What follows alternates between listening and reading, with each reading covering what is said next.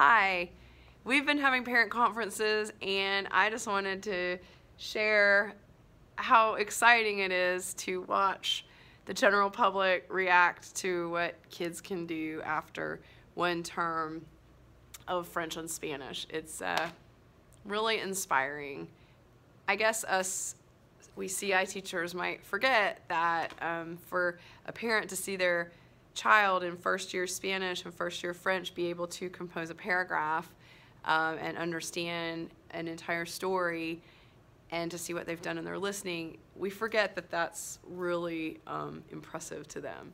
It becomes kind of normal for us. Of course they understand. We make sure they do that every day. Of course they can write. We've written 4 times so far.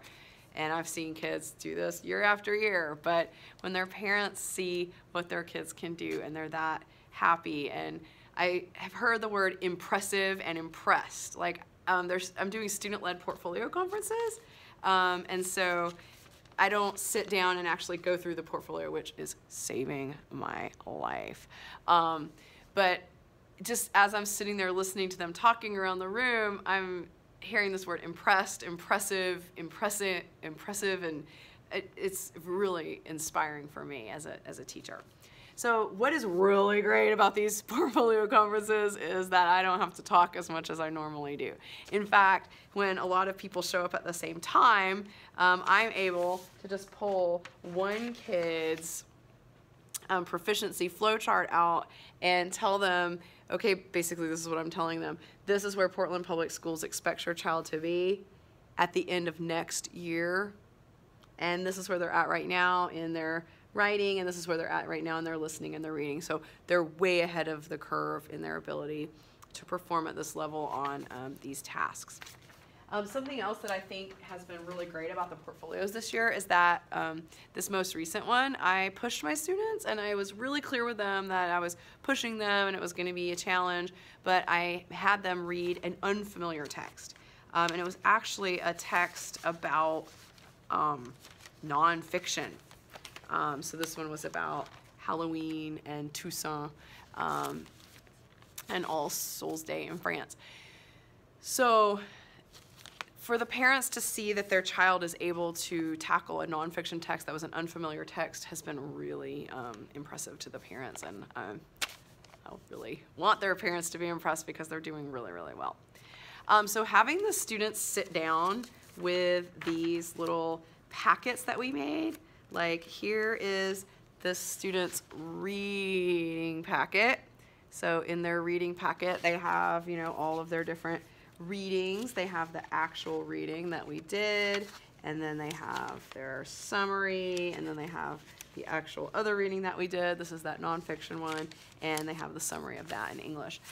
Having them be able to sit down with this, where they've already had a chance to look at their proficiency level and reflect on it, has been a lifesaver for me. And like I said, I keep hearing this word impressive, impressive, impressed, kind of floating up from all of these different little conferences. So I have been loving doing my conferences this way this year. Last year, I was still ironing stuff out and developing that, and it wasn't quite as well organized. And I'm actually not the most organized person on the planet. I mean, I really am not. You should ask my anybody who's ever looked at my finances. They're kind of not all that organized. So I'm actually not the most organized person on the planet, but having these little portfolios really keeps me organized, and having them bound up in these, you know, little packets that are stapled have been really a lifesaver. So something else that I've noticed doing the conferences is you notice like what the kids love. Like, what do they drag their parents over to see? What is it that they're really proud of showing? Some students are really happy to show their name, and especially if their birthday just happens to be here on the calendar. So some kids have been like, you know, showing their parents thing that we've talked about on the calendar. That's really cool to see. Kids getting all jazzed up about the calendar, you know, that's pretty cool. Yay, Hargadon. I've had students drag their parents over to see their books that they made last year. just the French students, because I don't have the Spanish students that I had last year anymore. But this is so cute, the Solar Bros. It's adorable. Finally, Jupiter and Neptune play together, and then, you know, eventually Neptune and Jupiter. Know that there can be some difficult things in friendship, but it doesn't mean you're not good friends. You can fight, and you can still be, you know, really good pals. So they're really invested in their books. I've had students drag their parents over to see their artwork, not only like their artwork that they personally drew, but also the class's artwork. I've had students who are the videographer, you know, showing the famous chair, which is usually right back there. I've had students show their show their parents their job on the board. It's just been really great to see the level of love and engagement that the kids have for the class. And I've heard from many parents that Spanish or French is their child's favorite class, that they're feeling really successful. A lot of parents say their kids are speaking the language at home, which for me is kind of funny to hear that, because I don't really hear them speaking in class a lot yet, because we're not really doing much speaking, and a lot of kids won't talk in class, but they like will go home and talk. A lot of parents, I've kind of been thinking, based on some of the comments that I've gotten from the parents, about like changing my communication with the parents next year, because a lot of parents are like, well, I asked them to talk in French and they don't talk in French, or they don't talk in Spanish. And so I've had to point out to them this poster from Grant Boulanger, which is right there, that says, first we learn to listen, then we learn to read, then we learn to write, and then we learn to speak. And I've actually coached some of the parents on how to provide comprehensible input to the students. I took just basically this calendar right here and taught to parents who have French or Spanish speaking abilities in the household. One is the husband who wasn't here, and one is the mom herself who was here.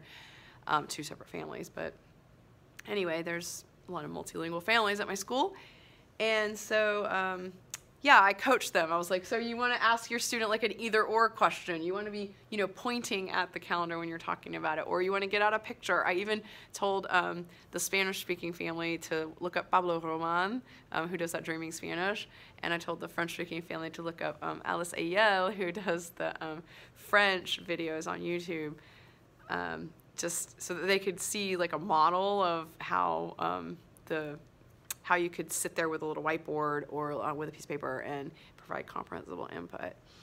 So it's been very inspiring. And also I've talked to many people about the struggles that the students are having articulating into the high school program.